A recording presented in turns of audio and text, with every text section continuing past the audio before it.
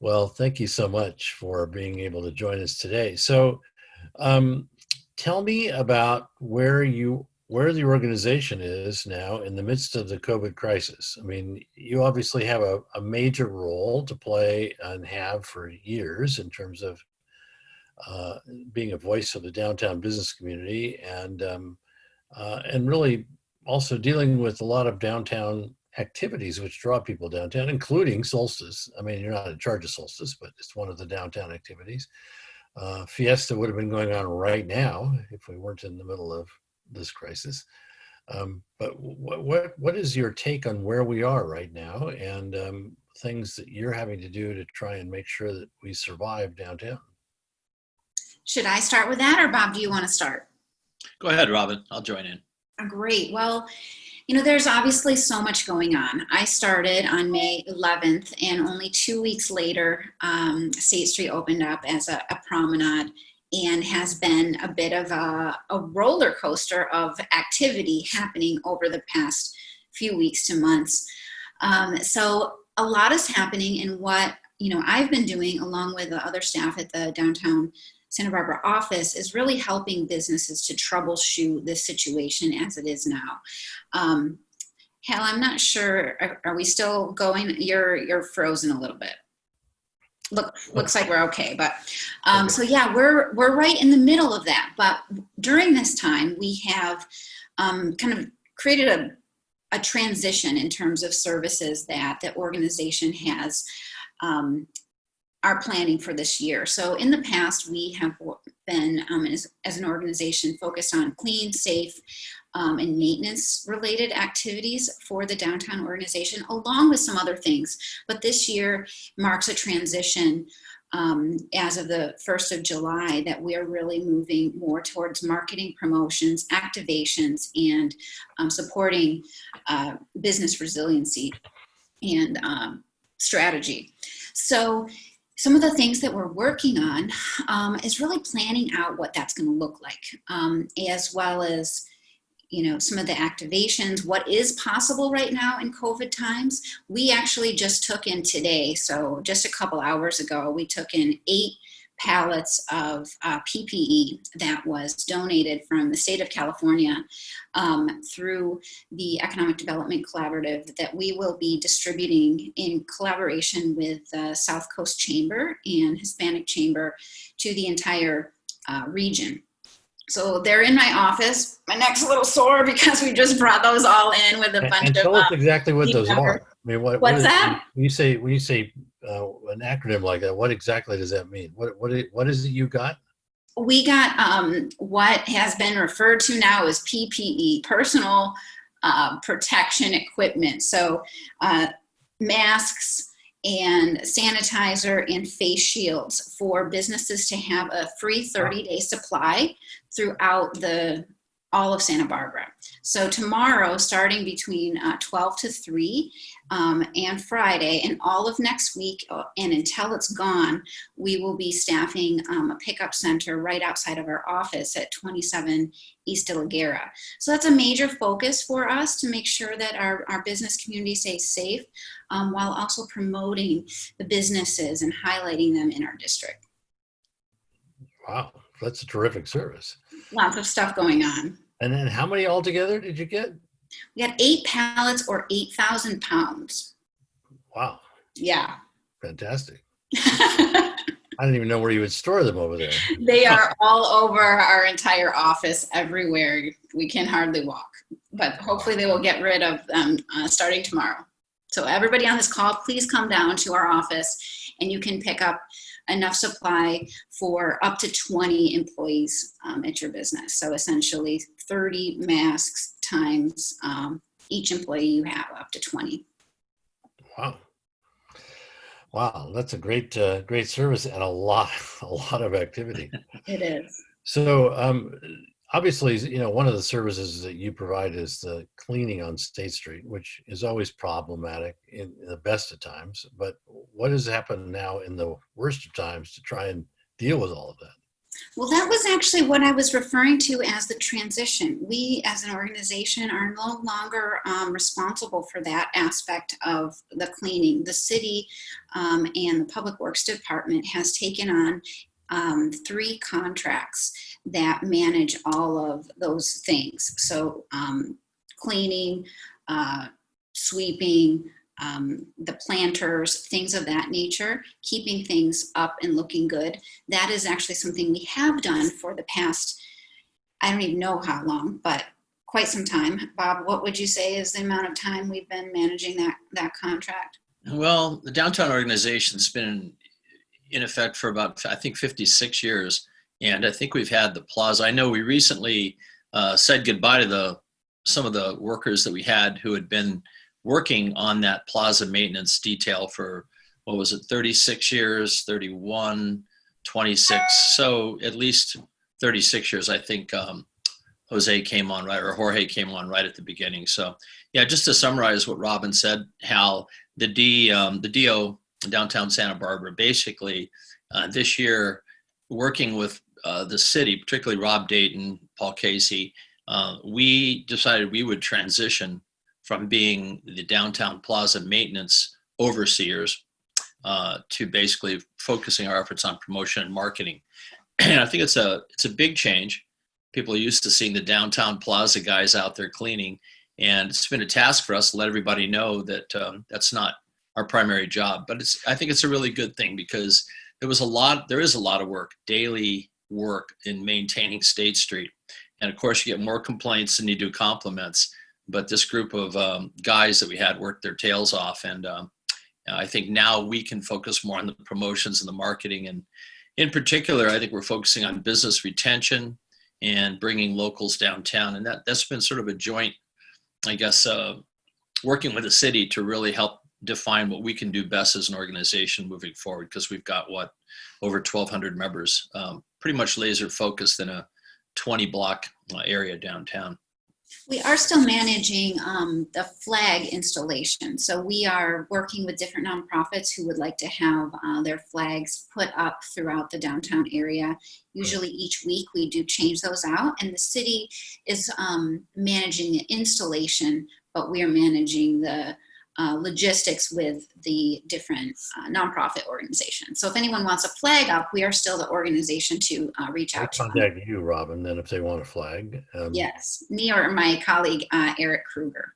And because this has gone on for a number of years now, the flags from the past, I'm assuming there's many organizations that have used the same flag multiple years in a row.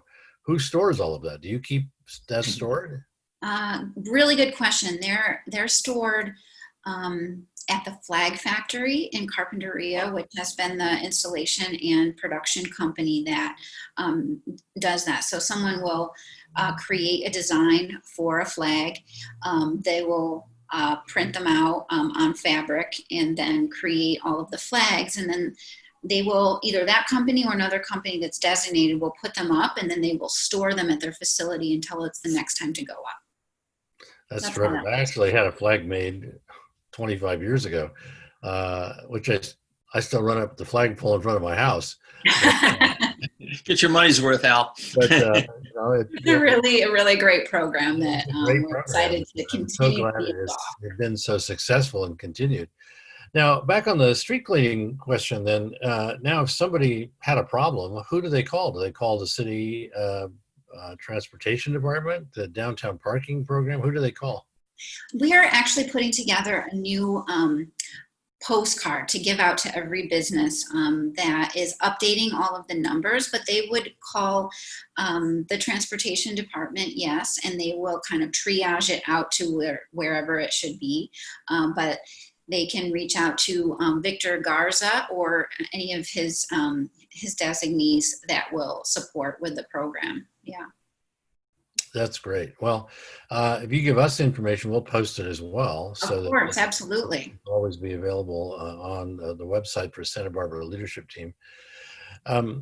Well, thinking back on the ancient history of the downtown organization, oh my gosh, this goes back 30 years ago when we were about ready to open Paseo Nuevo. But there had been a big push by much of the downtown community to look at how, and that this really literally goes back to about 1987, when there had been a big concern about how can we have more events downtown? How can we manage more events?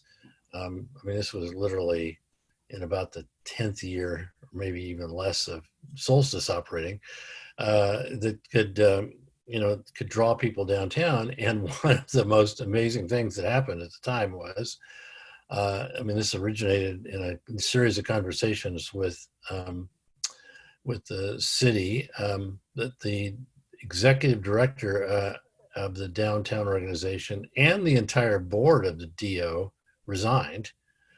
And we brought in Steve Cushman, who was then the head of the Southwest Museum in Pasadena, and put together a whole new board of people who represented not only businesses downtown, but the arts organizations downtown, to try and integrate that with the opening of Paseo Nuevo and the promotion of the arts as a key draw to people to come downtown. And every organization needs an infusion of new ideas and new blood at different times. That just happened to be what was done in coordination with the opening of Paseo Nuevo. And of course, over the years, the DO has been very active in sort of co-promoting or even co-sponsoring other organizations which help to build activities downtown to draw things down. Now we're in the third, fourth month of COVID now, and the need for thinking about what do we do in the future? What are the kind of activities that we could do to draw people downtown? I know in one of our first on-air conversations here, there had been discussions about a couple of things. One was, Tuesdays became known as Farmers Market Day downtown. And then there was the first Thursday, which the DO sponsored. And there was even the idea possibly, I think Kelly proposed at the time, maybe even doing every Thursday, not just first Thursday, but, what if every Thursday was Arts Night downtown? Mm-hmm. And then the Common Table folks did, Todd Capps is heading up, did a series of dinners on State Street that were highly successful. They had 500 people in the 500 block for dinner. They had 400 people in the Granada block for dinner. And they thought, well, maybe we ought to have a dinner night once a week downtown, And then there was another group that thought, well, maybe we ought to have Wednesday night dances on State Street. Let's put up music and everybody come down and they dance on Wednesday night. So there's been a lot of interesting ideas. And then, of course, the whole question about the farmers market moving possibly to De La Guerra Plaza or State Street with the building of a new police station. All of those ideas are still in the incubation stage, but no one's more in the arranging or coordinating role than the DO, downtown Santa Barbara. I keep calling it the DO. I don't know what the better initials are to use for it, but you're in a pivotal role to be coordinating a lot of activities going forward. And so I'm just curious as to kind of things that you're thinking about as we move forward that try to bring all of this together and make and actually create identifiable events, which are just known as the downtown events that people want to come and be a part of. Hal, I'll just respond to that. When we put our budget forth to the city council, to the city this year, fiscal year, which started July 1st, one of the main goals that we have basically is business retention this year. And the second one is bringing locals back downtown. And I can't stress enough how much that's the focus of what we're trying to do. Naturally, COVID's really changed that a lot and thrown a lot of obstacles in our way. We've got Robin, who's probably one of the best event coordinators in town, just chomping at the bit. She's like a horse in the starting gate, can't get out. But that is one of the main things we're trying to do is bring locals downtown. And by not being maybe burdened or saddled with the task of cleaning planters and landscaping, that's what we're focused on doing. We've got so many good ideas. One of the best things we did, you mentioned new blood and turnover. As president, what I really wanted to do was bring a lot of new fresh faces on our board, and just a few of those people, Barrett Reed, Don Sherry, the architect, of course, Brian Cornell, Hugh Marjoram, who heads up the Presidio neighborhood, Robin Goza Robin's been with us a couple of years from Moxie, and a number of others, Brandon Ristano, who has Good Lion Hospitality. So we've really tried to bring our board up to speed with what we're really trying to do, which is marketing and bring locals downtown. That's terrific. Robin, what are your thoughts? Yeah, so super excited about what is starting to materialize, and also working with the community to be able to do more in this time. So as Bob mentioned, Locals Night is something that we are working on, and it is something that is a curious thing to plan in a moment where you kind of have to really be careful about how many people you bring together. So this is something that will probably start slowly, ideally right now, probably as some kind of a vendor market that gives first right of refusal to businesses in the downtown corridor, and really kind of spread out booths in terms of an artist market or artisan market, that type of thing. And we're also looking at how to reconfigure First Thursday for the time being. It is a really quality event as it is, but for the time being, in that we can't have proper events and crowds. So that's something that we're looking into. Really excited also about street treatments, art installations, and like light treatments that are temporary and changing. So we're always bringing new things, new feelings to downtown. So there's always something to talk about, something to see. Additional things that we're working on are video marketing highlights.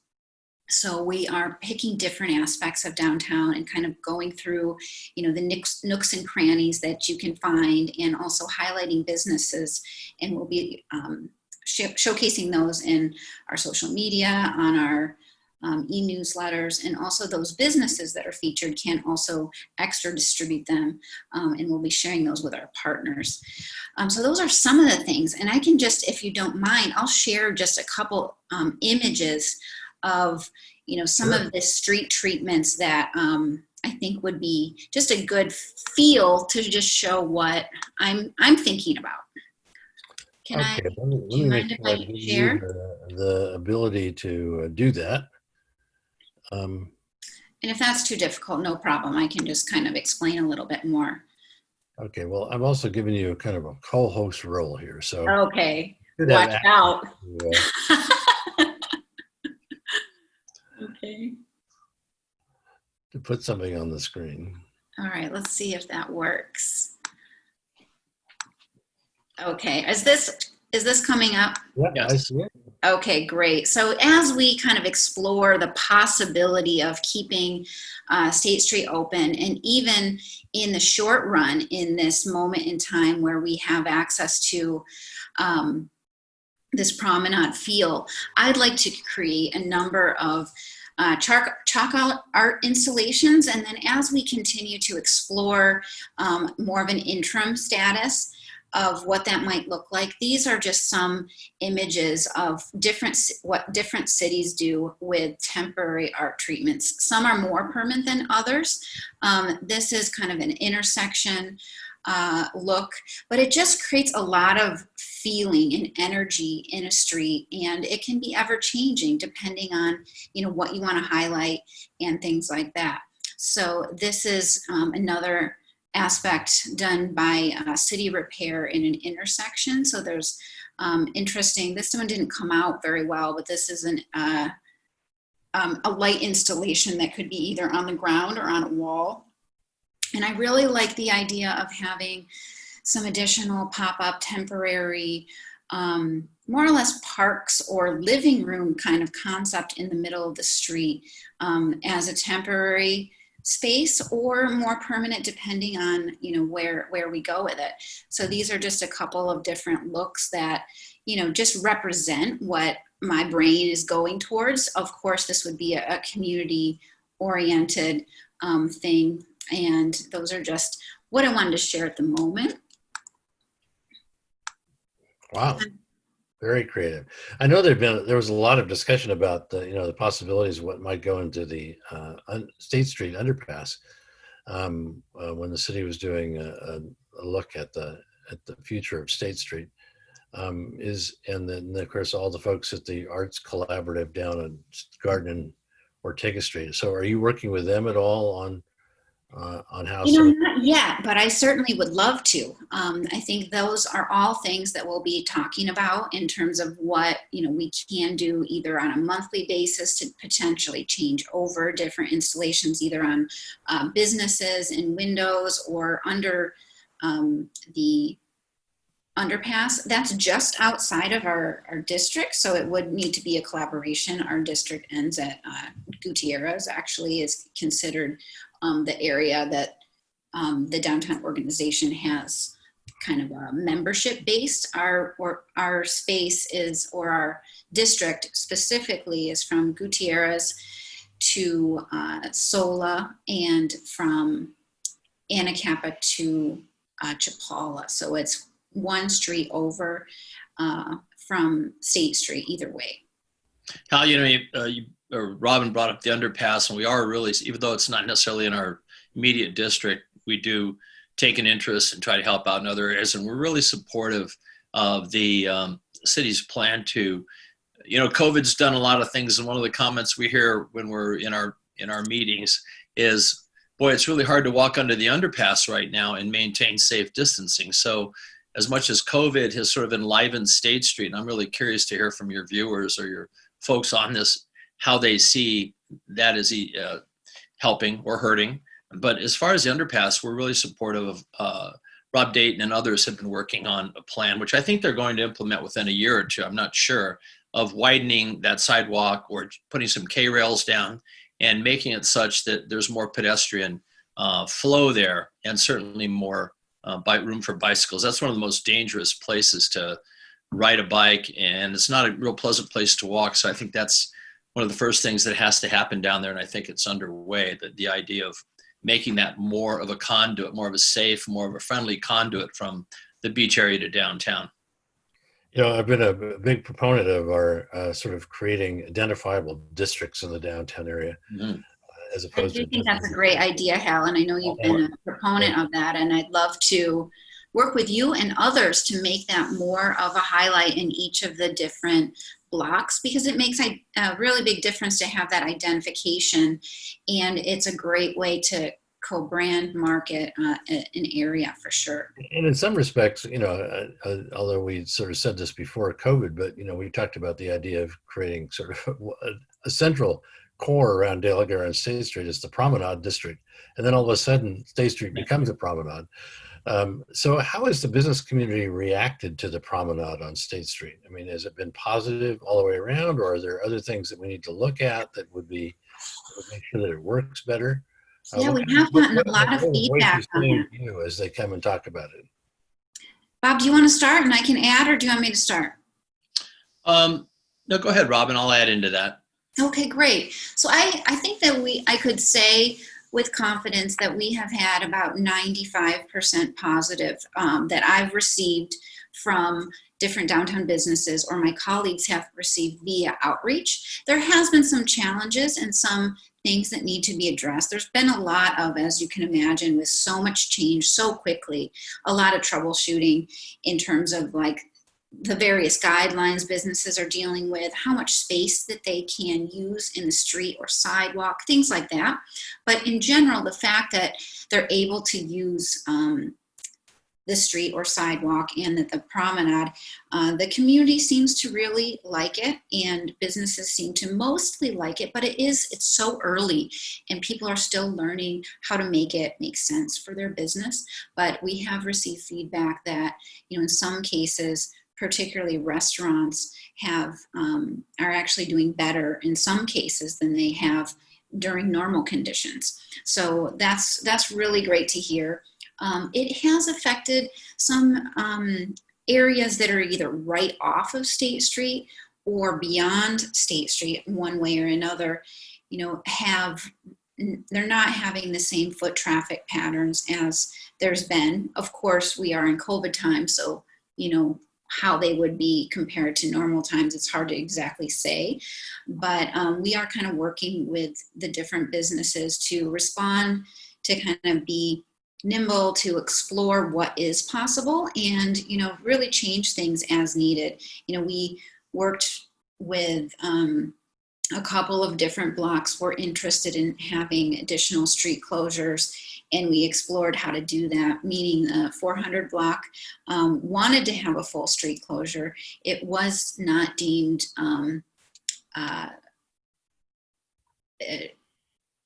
appropriate or able to handle emergency conditions. We wanted to make sure that the police and fire department wanted to make sure they could still get a fire truck through there because it's a major corridor.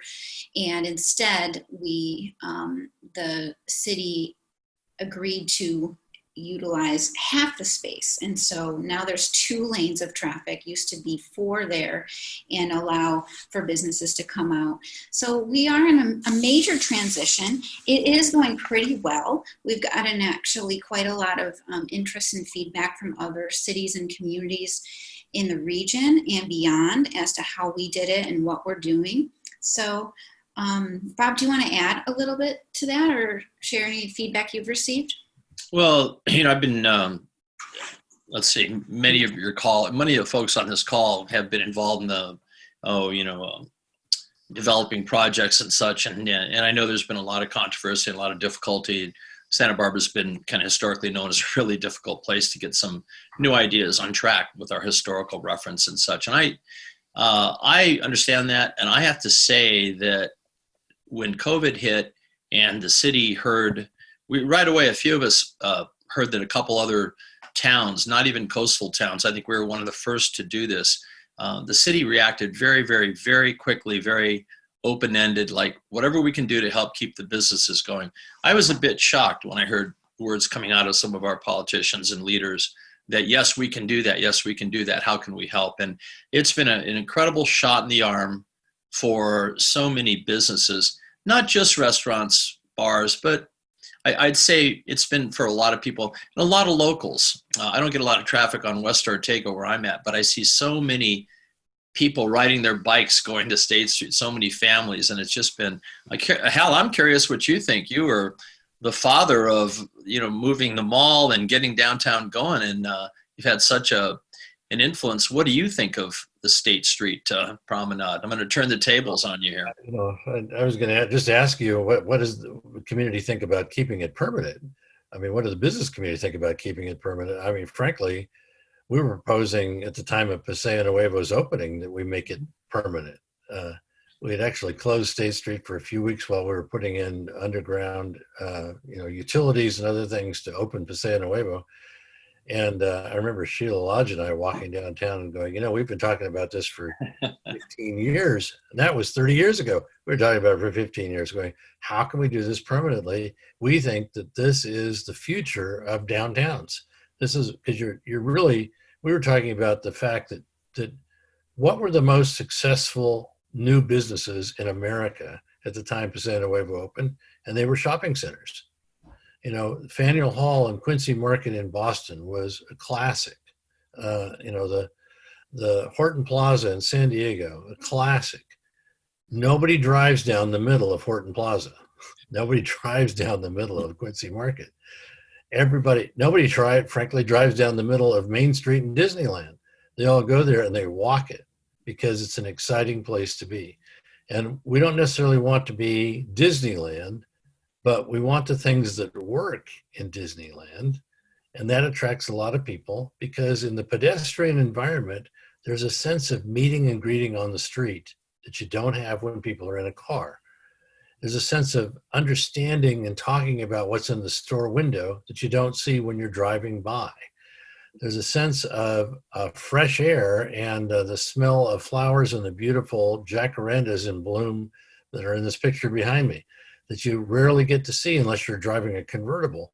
Mm-hmm. So we always thought, wouldn't it be fantastic to take advantage of what everybody else is learning works and turn State Street into the great experiment that become the new place that just is as good as Quincy Market. And yet we couldn't get everybody to agree on it. We couldn't get 10 people to agree on it. We couldn't even get 2 members on the city council to agree on it. I couldn't even get a second at one point to even try an idea to put tables on the street. But here we are in the middle of a pandemic, and suddenly the crisis becomes an opportunity. I know. That's And exactly it. people in the That's middle of so the true. That's opportunity what's are going, happening. "Wow, how come you didn't think about this before?" Well, guess what? A lot of people did, but nobody was willing to try it. Mhm. Now, the crisis creates the place where you have to try it, and once you try it, people really like it. So I get asked all the time, well, do you think people will want to keep it going?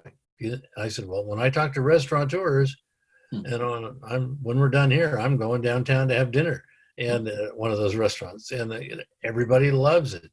Now, it does help, and Bob, you and Robin, you've said this too. It really helped having the city as a partner as opposed to an opponent. It It has really to helped be. that when you really wanted to try something out, the city said, "Great, let's try it." And people can throw rocks at the city all the time for good reason for things that they don't like, but I have to say, the city gets a gold star Big one. doing this one right. They just said, whatever it's going to take, I mean, they didn't put it in these words, but for all intents and purposes, better to get it done and ask forgiveness than it is to go ask for permission and then I sit around agree. The forever. city I made mean, a little debate. beautiful, big, bold choice on this move. And initially, as you probably were on that last, council meeting, that they were like, well, let's just do 2 blocks. I think it was the 500 block and maybe the 1100 block was being considered, or the whole thing. But overnight, they made a decision that let's try this. And now there's 10 blocks that are closed, and this is a perfect time to experiment with what it would look like. And I think the biggest question is, if we made it permanent, what infrastructure changes would we want to keep? What would we want to have really movable and changeable?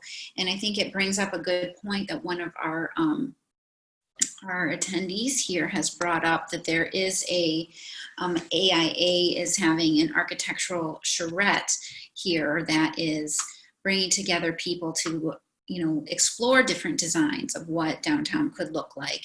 And a bunch of architects are coming together and designers to really just shape out some ideas. And I believe it's 2 or maybe even 3 months of online collaboration in terms of this type of thing. So they just put out a survey in the last week or so, got a lot of community feedback, and I'm very excited to just see what those insights bring for the possibility of downtown and what that could kind of turn into visually. But one thing I would really like to make sure stays part of the conversation is, sometimes these promenade areas, although they can be really awesome, over time they could become stagnant. And I really think that it's very important to have the space be ever changing. So like right now, State Street is really a special place because it's changing literally overnight. There's always something interesting to come back and see. It's an experiential situation. And I do think if something became permanent, it could be that. But, if it was all, one material throughout the street and you could never drive on it, or, it impeded some elements like events or, parades, I think that it may be detrimental to what Santa Barbara wants. And I think we just need to kind of keep all of those ideas in the percolator as we figure out what we want to do next. So that's just. Well, I couldn't agree with you more. And I remember at the time we were doing Paseo Nuevo, and I mentioned going to Quincy Market, at Faneuil Hall in Boston. And I said, tell me what it is that makes this work so well. And I'll never forget that the manager of the whole marketplace said to me, we see ourselves as the curator of an art exhibit. Mm. Our job is to see where the talent is, to audition the talent, to determine what's the right order of the talent, and then to put together a good combination mix of things that want to be shown on this palette. And one day it's storytelling, and the next day it's a parade, and the next day after that, and maybe not literally every day, Sure. but maybe every season, or certain days of the week, certain things happen. But it was a well curated art exhibit. And when I was on the founding board of the Granada, and we did all the renovation of the Granada Theater, Santa Barbara Center for the Performing Arts, in many ways, they were performing the same role for the arts community. It's like, this isn't just for the symphony. This isn't just for music theater. This isn't just for opera, but it is for all of those things, because it created the Granada as a great space where this stuff rotates through in a well-coordinated, fashion. It's incubated, it's coordinated, and it is illustrated in a way that makes Santa Barbara just pop and come alive in the arts. And there's no reason why State Street isn't the greatest stage in town. And I feel absolutely like that is a big part of my role, to do that curation, to work with the community, to find who is interested in playing a role in creating something interesting downtown, and to find a way to make it happen and pull it off really well, and just keep things ever changing so that locals want to come downtown, and that attracts more visitors, and that we just have a place that's full of heart that we all are excited to, continue to visit on the regular. I'd like to add, Al, on that. We, on a retail restaurant basis, as far as what's happened with this State Street Promenade, the original sort of first thing was, let's try to get the restaurants open, get people out on the street, show locals that, it's okay to come out and enjoy being outside and eating, especially this time of year. And that really worked. But what's really been nice for me to see, especially in the blocks where the restaurants are, there's more of them, has been the retail stores that have now opened their doors later. And they've put stuff on the sidewalk, not just on Friday and Saturday. And it's really been this neat feeling where it's not just the restaurants. If you go to Arigato and you see Punch right next door, people are shopping at 8, 9, 10 o'clock at night. And I think that interaction of bringing everybody up, in terms of people on the street, the restaurants are open, bars are open, and now you've got the retail, which is starting to flourish too. I look at like a block like this 700 and 800 block and think, there were some really nice restaurants or large restaurants in that area, and I just see that block as being able to come alive. I've seen how I think Bob Tuller said there's no vacancies in the 500 block right now. Well, of course, everybody's thinking, I want a piece of that. But I think it's a long street. Let's face it, it's 10 blocks from Sola to the freeway, maybe 11. And that's a lot bigger than the 3rd Street Mall Promenade in Santa Monica, which even has vacancies. So I think it's really important to kind of go along with what you and Robin are both saying, is activate the street in different ways, because it's really impossible in a town with 85, 90,000 people to have 13 or 10 blocks of really, really prominent retail. So there's got to be some mix going on, some art, and certainly there's a lot of creative people in town. And I think Robin's the right person from our organization at the right time. And certainly some of the ideas you've been talking about, I've been reading about. I think this is the time. It's hard to be excited in this horrible time right now. So sometimes I almost don't want to say that, but I am. Well, I just thought, when I started participating in the activity you've created for, First Thursday, I'd go to an art gallery in La Arcata. I'd go to walk to another art gallery on State Street. I'd walk to another art gallery over in, just right behind Arigato. And then you'd walk to a winery and have a glass of wine. And there was so much activity and so many fun things to do and go meet. And I kept thinking, when somebody suggested, I think it was Kelly, I can't remember who suggested it, said, let's do First Thursday every Thursday. I go, absolutely. If I knew Thursday was the night you could go down and you could walk from gallery to gallery, winery to winery, restaurant to restaurant, and it was a downtown dinner theater party, it was just a vibrant, exciting place to be. And really it's the DO who's sort of the mastermind and coordinator behind all of that. I think that now with whatever the post-COVID environment is going to be on the State Street Promenade, you're also in the key role in what's that going to be.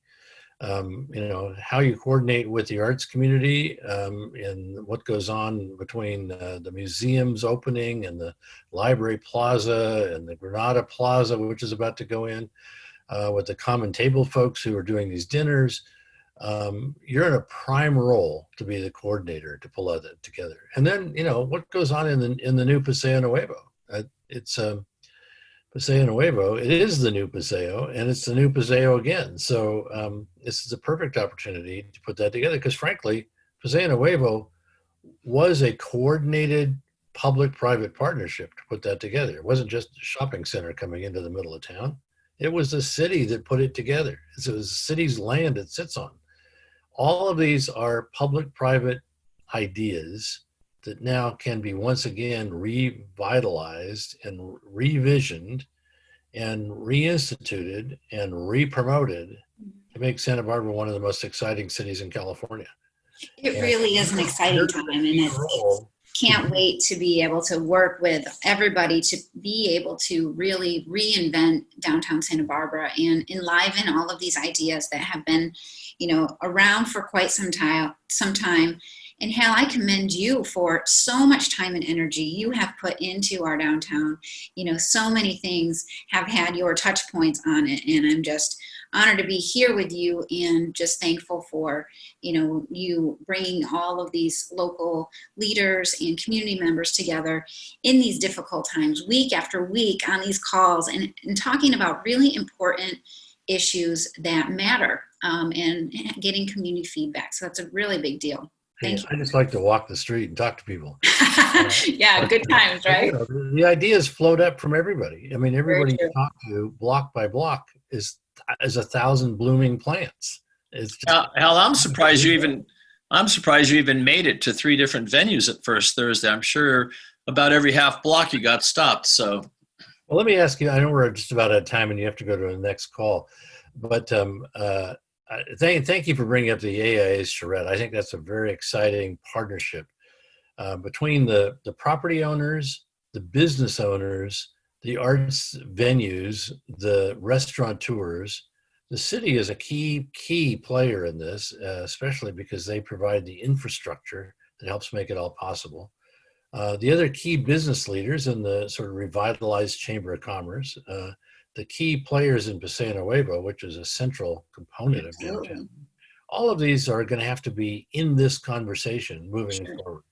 And and of course, we want to be in that conversation. So we look forward to continuing this. And the one question that I would leave you with or ask as we're going out, there's a lot of conversations about mixing housing into the downtown area and making it a 24/7 operation. So it isn't just a place people come down to, but they actually live and become a part of. And I think that's one of the exciting turns in the future of Santa Barbara. But we don't want it to overwhelm Santa Barbara either. We don't, and we don't want it to overwhelm traffic. So it all needs to get planned and coordinated in a well-constructed mix. And I welcome your participation in all of those conversations, because I just think this is one of there was an exciting time in the 1870s when Santa Barbara changed from being a small pueblo to a future American city. There was a huge opportunity in the 1920s, between 1922 and after the earthquake to 1928-29, when this community changed in its historic look. There was a huge change in the 1980s when the arts took over State Street and Paseo Nuevo became the core of the new business community. And now we're living in another one of those key moments in time. This is a key moment that historians will write about, that State Street changed, and you're in the center of it. I don't want to make you, Bob Stout. I'm more than excited to be in the center of it and facilitate those conversations. Where 100 key voices are going to be key to the future of Santa Barbara for the next not only 100 days, 100 months, but 100 years. So let's all make this an exciting place to be. So Absolutely. Let me say thank you to both of you for being available to talk. I want to let you go to your next meeting, next call. But any last words you want to say before we sign off here? Just don't hesitate to reach out. I want to work with everyone who's on this call and anyone who thinks they want to do something interesting downtown. I want to collaborate with you and be a working partner in making downtown an amazing place for all of us to enjoy. And your office is on De La Guerra Street. It is, yes. It's at 27 East De La Guerra Street. I put my email in the chat, but it's Robin with an I at downtownsb.org. And anyone can reach out to me there. Okay, great. Just invite everybody to come down to the DO office tomorrow, Friday, next week from 12 to 3 to pick up, the PPE equipment. It's just, we've got to flatten this curve. We got to beat this thing. And I think most of us feel the best way to do that is to protect ourselves and those around us. So this is a great way to start that and to get the word out. So please come down and get your stuff. Yes, absolutely. And if you happen to want to volunteer, we also have some space to have you support the effort as well, since we have a lot of people that are going to be coming. I think more than 2,000 businesses may be served through this effort. So come be part of it. Say hello. Great. Bob, thank you. Robin, thank you. Thank you. And all of you who are participating today, thank you. And we do this every Wednesday at 4 o'clock. Next week, we're going to be talking about the charrette. The future of the charrette with some of the members from the AIA. And so we invite you back next week for that conversation. So thank you all, and we wish you a good afternoon. And I'm going to join you in your next call, so I will see you soon. Okay. Okay, bye-bye.